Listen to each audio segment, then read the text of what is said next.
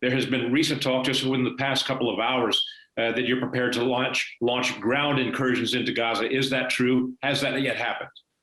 Well, I don't know that that's true, but I can tell you that any responsible government will not take anything off the table when it comes to protecting their citizens. I don't think might that include strikes against Iran? Well, I would say that that's a separate issue. Even though Iran is backing Gaza, I don't think that that issue is connected. The question is, what do we need to do in order to restore security, to bring security to millions of Israelis who are in bomb shelters? And the people of Israel want their government and expect their government to do, just as any people would, to restore that security. I don't think anyone in Israel would like to launch a ground operation. Hopefully, we will be able to do this from the air. Hopefully, we will be able to exact a heavy enough price from Hamas in terms of losing their terrorist personnel, losing their capabilities, that they will be deterred. But I don't think any responsible Israeli government will take any option off the table, if need be, in order to protect their civilians. And Ambassador Dermer, explain to our American audience here why there are so many civilian casualties in the counterattacks which you've launched against Hamas. I actually completely disagree with that premise. I don't think there's a lot of civilian casualties at all. I don't know if you saw 15-story buildings falling down.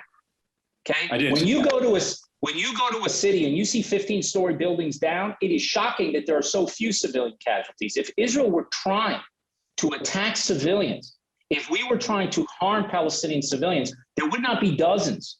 There would not be hundreds. There'd be maybe thousands or tens of thousands, because we have that firepower, and we've actually dropped a lot of that firepower on Gaza. We go to lengths that no other country has gone in the history of the world to prevent civilian casualties on the Palestinians. And we're dealing with— The point I'm trying to make there is that Hamas, to the best of my knowledge, correct me if I'm wrong, places its missile batteries and also its leadership in civilian areas, and that therefore collateral damage is an unfortunate but necessary problem. You're exactly right. And here's the Hamas strategy. This is what they do. They perpetrate a double war crime. They deliberately target Israel civilians, and they're hoping for as many civilian casualties on the Israeli side as possible. If they kill one, they're happy. If they kill 10, they'll be even happier. If they kill 100, they'd be ecstatic. And in addition, as you just said, they place their weapons, their missiles, their ammunition stores, they put them in civilian areas because they're trying to force us, even with the most surgical of strikes, to actually harm their civilians. That's another war crime. They use their civilians as human shields. And you know what they try to do? This is key to the Hamas strategy. They try to get the international media to blame Israel for those civilian casualties. That's how this game works from their point of view. They don't care about the Palestinian civilian casualties. It helps them advance their goal. And the key to this is not for the media to stop reporting. The media should report everything, but they should blame the Hamas terror organizations that's putting those Palestinian civilians in harm's way. And the responsible governments in the world who make these statements, a lot of times are these statements of moral equivalence between Israel and a terror organization, these ridiculous statements about a cycle of violence. What they should be doing is backing Israel's legitimate right to defend its people. We do not need, I'm telling you, we do not need other people to tell us not to harm civilians. The United States has fought wars thousands of miles away, and you have civilian casualties thousands of miles away at much higher rates than we do.